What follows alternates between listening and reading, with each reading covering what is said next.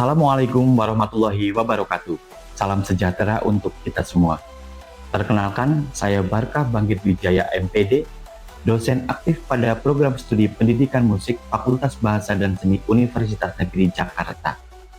Melalui video ini, izinkan saya memaparkan terkait pernyataan diri dosen dalam unjuk kerja Tridharma Perguruan Tinggi atau PDD UKTPT sebagai salah satu syarat mengikuti sertifikasi dosen pada bidang pengajaran.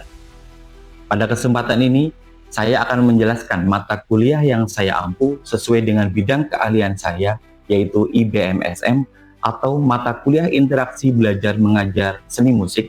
Mata kuliah ini merupakan salah satu mata kuliah wajib yang diperuntukkan pada mahasiswa semester 4 dengan bobot 2 SKS dengan 16 kali pertemuan tatap muka dengan keterangan UTS di pertemuan 8 dan UAS di pertemuan ke-16.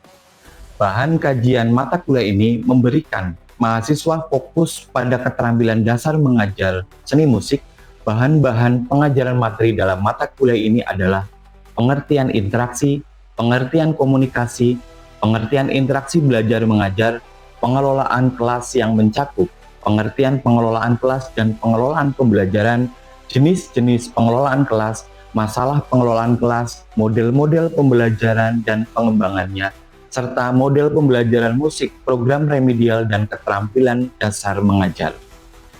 Capaian pembelajaran lulusan dalam mata kuliah ini yang pertama, mampu menerapkan ilmu pengetahuan dan teknologi dengan memperhatikan nilai-nilai humaniora dan etika ilmiah melalui berpikir kritis, kreatif, kolaboratif, komunikatif, dan adaptif dalam menghasilkan solusi, gagasan, desain, atau kritik seni yang tepat berdasarkan data dan informasi dalam bidang musik dan pendidikan. Yang kedua, mampu melakukan evaluasi diri dengan mengelola pembelajaran untuk dapat memecahkan masalah di bidang pendidikan musik.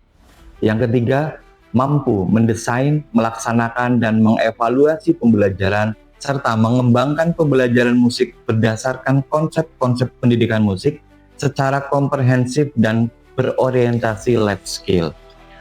Yang keempat, mampu mengaktualisasi kemampuan berpikir mandiri dan kritis serta berintegritas dan bersikap profesional di bidang pendidikan musik sesuai era industri 4.0 dan keterampilan abad 21. Yang kelima, mampu mengaplikasikan konsep dan pengintegrasian teknologi pada pendidikan musik. Yang keenam, mampu menerapkan prinsip pendidikan abad ke-21. Berikutnya terkait CPMK atau capaian pembelajaran mata kuliah.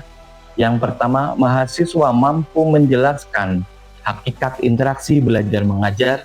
Yang kedua, mahasiswa mampu menjelaskan tentang pengelolaan kelas. Yang ketiga, mahasiswa mampu menjelaskan model-model pembelajaran.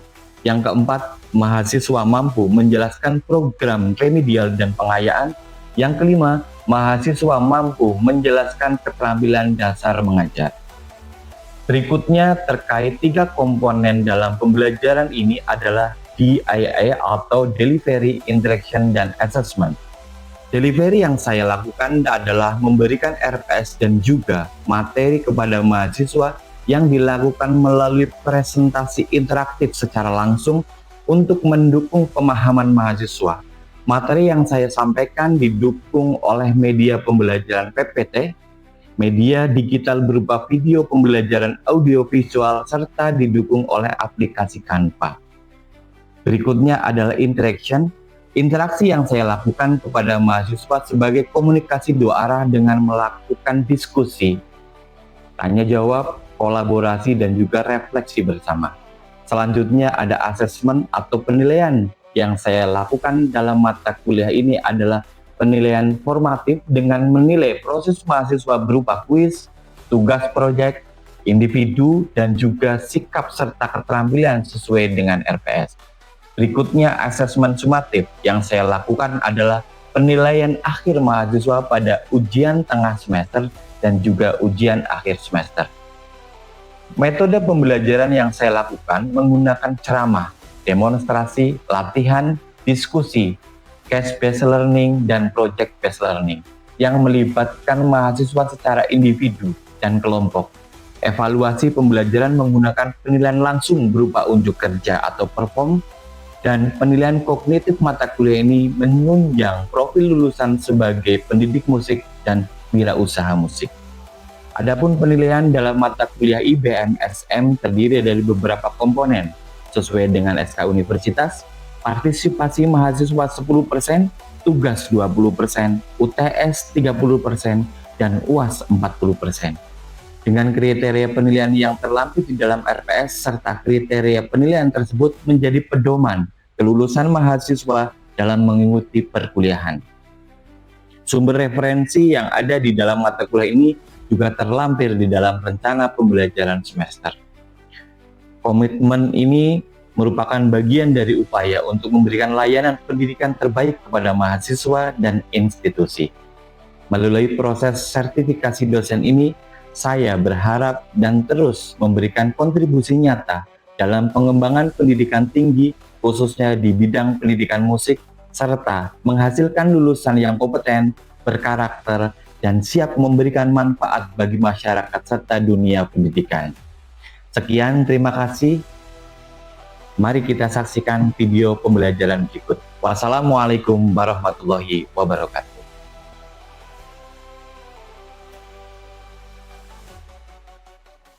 Baik, sebelumnya saya presensi dulu ya untuk daftar kehadiran kelas IBM-SM.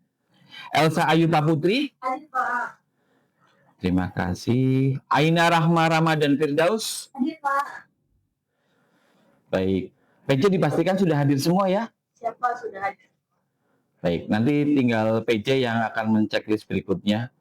Sama yang nanti kalau misalkan ada yang terlambat, nanti anggap tetap boleh masuk, tetapi tidak ada presensi. Baik, kita lanjut ke materi hari ini. Baik, Assalamualaikum warahmatullahi wabarakatuh. Waalaikumsalam warahmatullahi wabarakatuh. Selamat pagi semua. Pagi Pak. Salam sejahtera untuk kita semua. Om Swastiastu, Namo Buddhaya, salam kebajikan. Baik, pertama-tama kita sampaikan ucapan terima kasih kepada Tuhan Yang Maha Esa, yang pastinya sudah memberikan kita banyak sekali kenikmatan. Sampai dengan hari ini kita sudah diberi kesempatan untuk bisa mengikuti kegiatan perkuliahan di pagi hari. Tetap semangat ya. Semangat. Terima kasih. Sebelumnya, marilah kita berdoa dengan agama dan kepercayaan masing-masing untuk memberikan kemudahan di dalam pembelajaran kelas kita pagi ini. Berdoa mulai.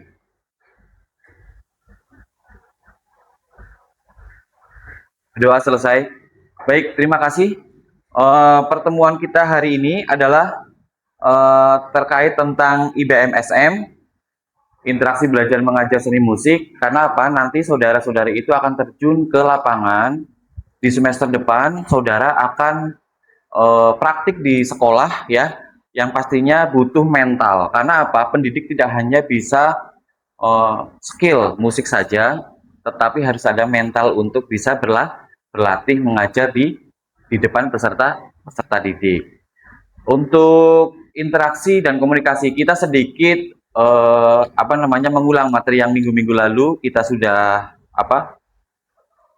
lakukan terkait interaksi dan juga komunikasi. Apakah ada yang paham terkait, masih ingat untuk interaksi? Ya, silakan Elo. Yang saya ingat tuh mengenai interaksi pembelajaran dalam pembelajaran seni khususnya Pak. Di sekolah adalah proses hubungan timbal balik yang aktif antara guru, peserta didik, serta lingkungan belajar dalam rangka mencapai tujuan pembelajaran seni. Oke, ya itu interaksi ya, artinya adanya timbal balik antara guru dan juga murid. Kemudian ada interaksi dan juga ada komunikasi. Ada yang paham komunikasi? Boleh, Aina silakan. Komunikasi dalam pembelajaran seni di sekolah adalah proses penyampaian, tukaran, pemahaman informasi, gagasan, perasaan, nilai seni antara guru, peserta didik, dan lingkungan belajar untuk mencapai tujuan pembelajaran seni secara. Ya, intinya hampir sama ya. Untuk ada capaian terkait di dalam pembelajaran seni ya, karena kita nantinya menjadi guru seni budaya khususnya baik itu SMP ataupun SMA ataupun SMK, kita harus ada tujuannya di dalam RPP kita nantinya. Ada interaksi, ada komunikasi. Kemudian di dalam dua arti tersebut pasti ada persamaan dan juga ada perbedaan. Mungkin ada yang tahu dan masih ingat persamaan antara interaksi dan komunikasi? Oke, Pak. Boleh, Arif? Persamaannya itu sama-sama melibatkan dua pihak atau lebih, bertujuan mencapai tujuan pembelajaran, terjadi secara timbal balik, mendukung proses belajar yang aktif. Iya, untuk mendukung proses pembelajaran. Ada yang bisa menambahkan? Boleh? Untuk membangun hubungan yang positif antara guru dan murid. Oke, terima kasih. Ada lagi? Ya, Raffi? Memberikan umpan balik atau feedback kepada guru dan juga peserta didik. Iya, artinya sama. Antara interaksi dan juga komunikasi harus saling bersinambungan ya. Artinya saling mengisi antara interaksi dan juga komunikasi. Karena apa? Di dalam sebuah pembelajaran, teman-teman nantinya jadi guru, saudara-saudara jadi guru, peserta didik pun harus paham apa yang nanti kalian sampaikan. Keilmuan yang kalian miliki harus bisa diterima oleh peserta didik dengan baik. Keterampilan membuka pelajaran. Hari ini kita bahas yang dilakukan oleh pendidik untuk mempersiapkan mental dan menimbulkan peserta didik, menimbulkan perhatian. Kemudian ada tujuan pembukaan di sini. Yang pertama itu agar proses dan juga hasil belajar dapat tercapai secara efektif dan efisien.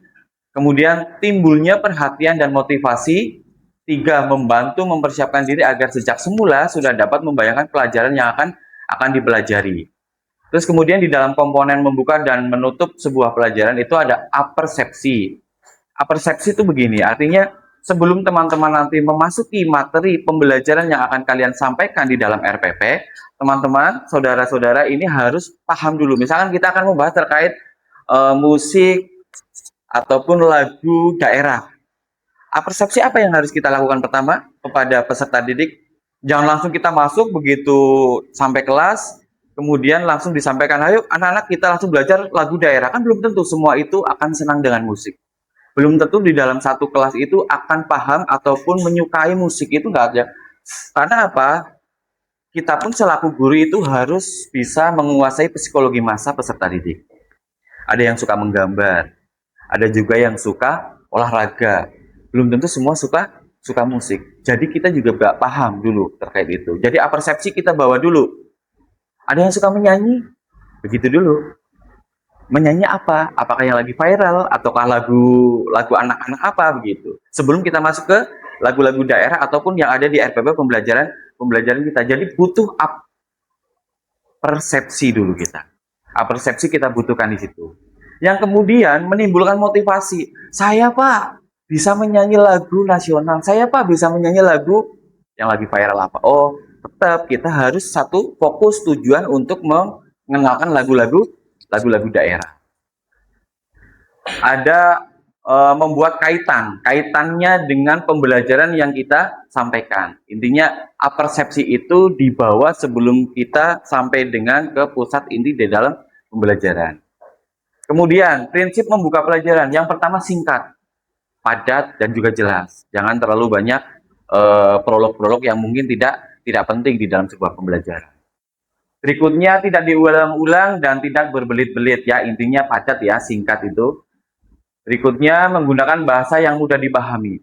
Teman-teman nanti saudara-saudara juga harus paham. Kelas ataupun SMK ataupun SMA ataupun SMP, kita harus paham bahasa yang nanti kita sampaikan. Agar apa? Keilmuan yang kita punya itu juga bisa dipahami oleh peserta didik. Misalkan kalian sudah biasa ngobrol dengan bahasa yang dewasa atau bahasa yang mungkin secara anak SMP itu belum paham kayak gitu. Tetap harus kita sadar bahwasanya yang kita ajar adalah anak SMP ataupun SMA gitu. Kelasnya pun kita juga harus tahu apakah dia kelas 9 ataukah dia kelas 10 SMA ataupun kelas 11 begitu. Artinya kita harus menggunakan bahasa yang mudah dipahami oleh peserta didik. Berikutnya disertai contoh dan ilustrasi seperlunya ya. Berikanlah contoh seperlunya. Kemudian mengikat perhatian peserta didik. Tetap fokus kita, tujuan kita di dalam RPP pembelajaran. Slide berikutnya.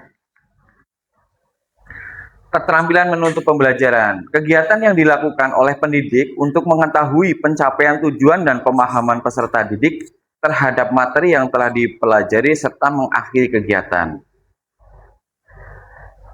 kita seorang guru itu harus ada tujuannya. Yang tadi saya sampaikan, tujuan kita apa? Di dalam RPP itu ada sekian pertemuan tuh. Kita bahas di hari itu pembelajaran musik daerah. Jadi tujuan kita mengenalkan musik daerah. Contohnya musik daerah DKI. Apa, Rif? Kicir-kicir, Pak. Kicir-kicir, lagi Elo. Contohnya? Jali-jali. Faisal tahu? Ondel-ondel. Ya, itu salah satu lagu-lagu yang mungkin bisa kita sampaikan, kita kenalan ke peserta didik. Jadi mereka tuh paham apa sih, kayak apa begitu.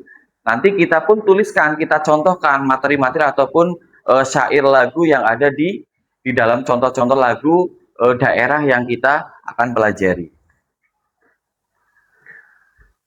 Berikutnya, tujuan menutup pembelajaran. Yang pertama ini untuk mengetahui tingkat keberhasilan peserta. Ya, silakan langsung ke belakang ya, Mas. Kenapa terlambat ini?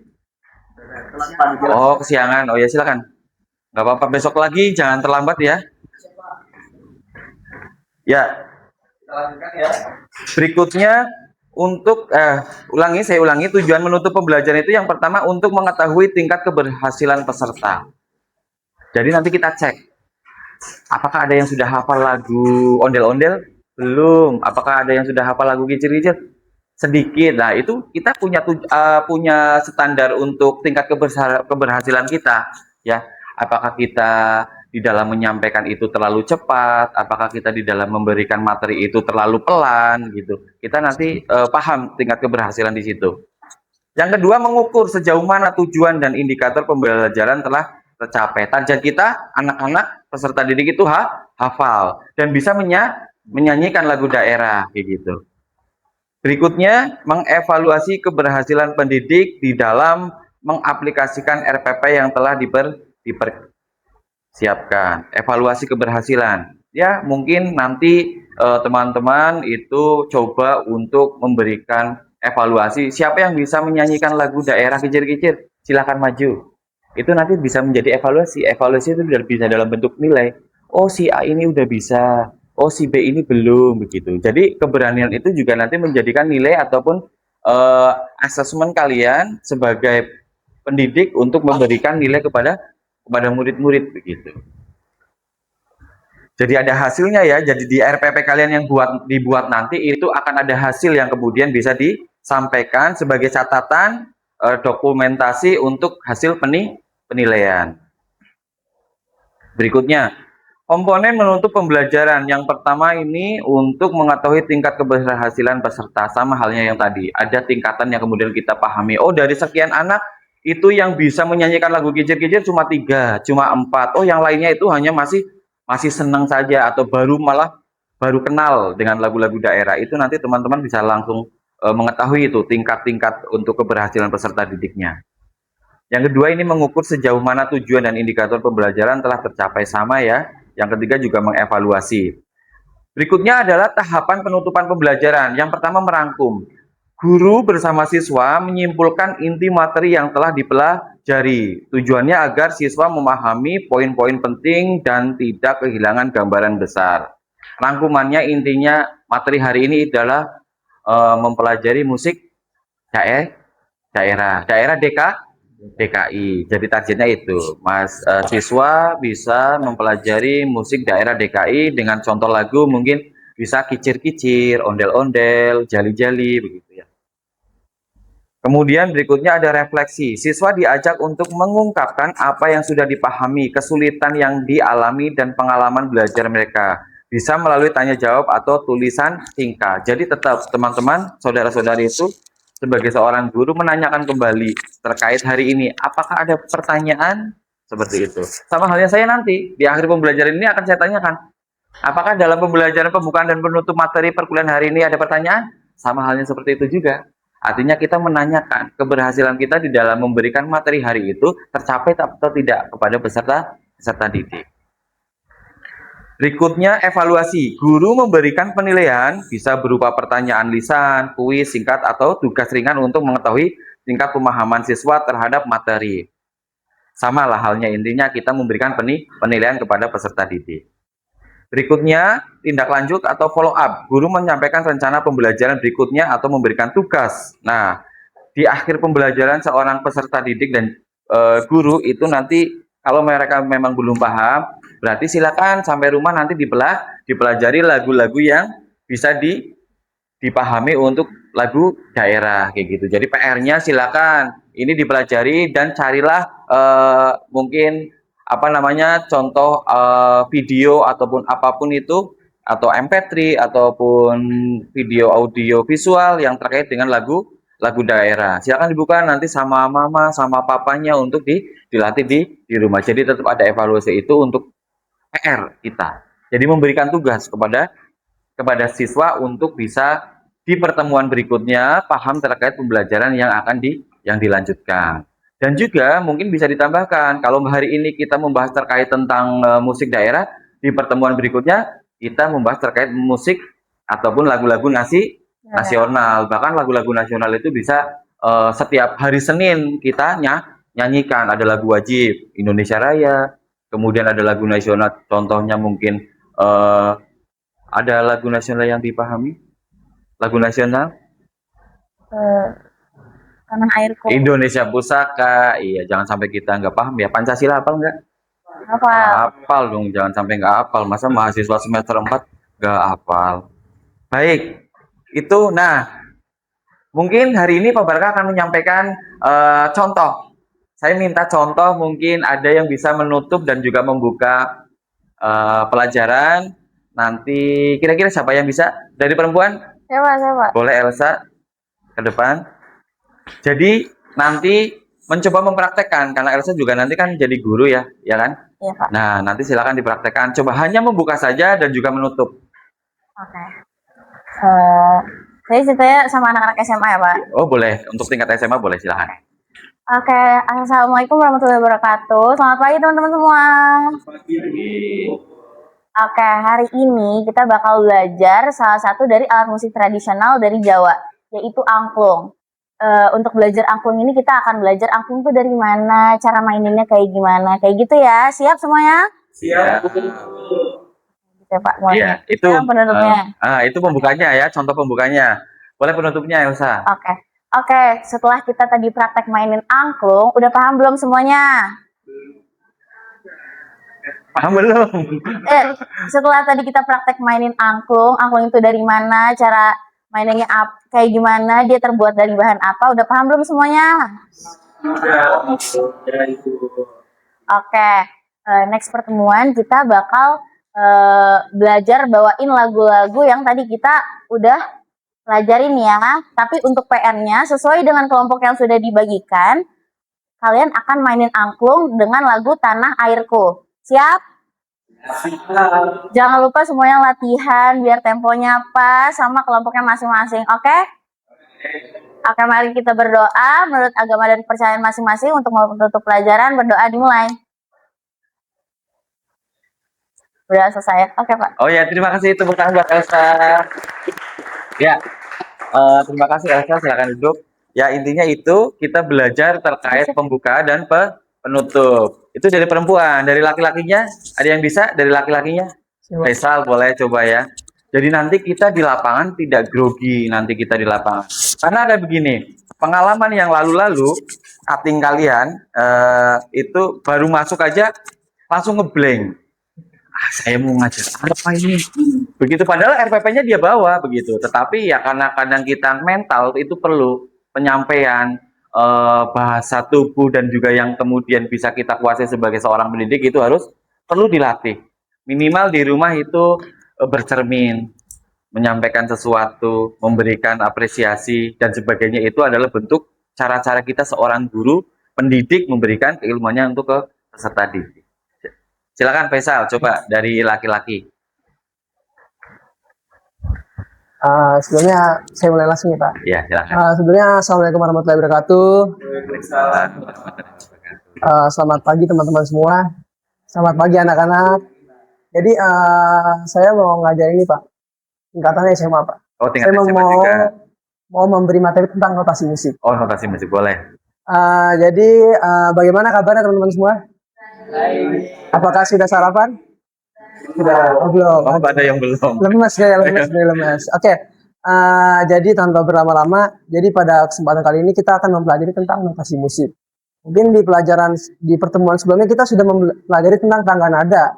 Nah, sekarang kita akan mempelajari tentang notasi musik. Nah, mungkin sebelum kita mulai, mungkin teman-teman bisa menyebutkan tangga nada mayor natural. Ada yang mau menjawab, teman-teman? Oke, siapa? Boleh, nggak apa-apa. Iya. Iya. Nggak ada. Iya. CDF gitu. Oh, CDF, ya. Oke. Mungkin tangga nada kemarin kita sudah mempelajari tangga nada 2 kres ya. Mungkin ada yang bisa menyebutkan tangga nada 2 kres? Rapi. Oke, jadi pada kesempatan hari ini kita akan mengembangkan menjadi notasi musik gitu. Mungkin langsung aja kita mulai pembelajaran pada hari ini. Ya, itu pembelajarannya kita cut, kemudian penutupannya, Faisal. Oke. Mungkin kita sudah mempelajari pembelajaran notasi musik pada hari ini. Mungkin ada yang bisa merangkum teman-teman, satu orang? Ada yang bisa? Bisa sih. Oh, mungkin lupa, mungkin ya. Siswanya lupa, masih ngeblank siswanya, nggak apa-apa. Mungkin itu saja ya Pak buat hari ini. Jadi intinya teman-teman, jadi tangga nada notasi musik itu ada 5 garis buat pahamnya. Jadi ini yang bawah itu E, G, B, D, F. Oke?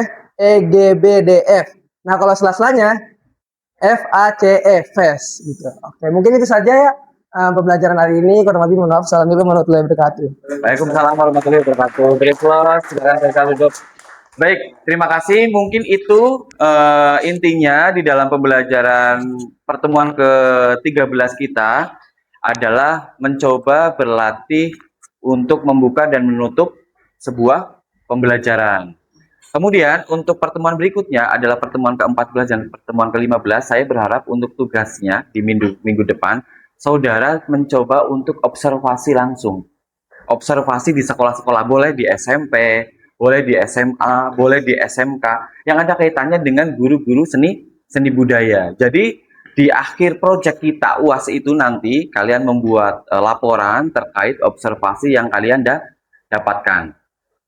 Sampai sini ada pertanyaan? Ada pertanyaan? Kalau diam berarti saya anggap semuanya paham ya.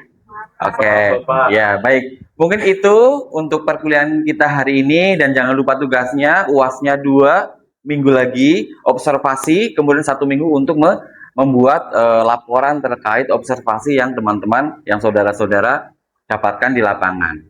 Mungkin itu perkuliahan kita hari ini. Semoga keilmuan yang bisa kita dapatkan bermanfaat untuk peserta didik nantinya, dan juga bermanfaat untuk kita semua.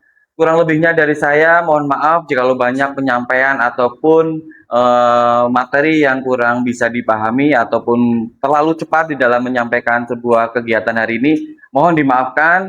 Kurang lebihnya dari saya, mohon maaf. Sekian, wassalamualaikum warahmatullahi wabarakatuh. Waalaikumsalam.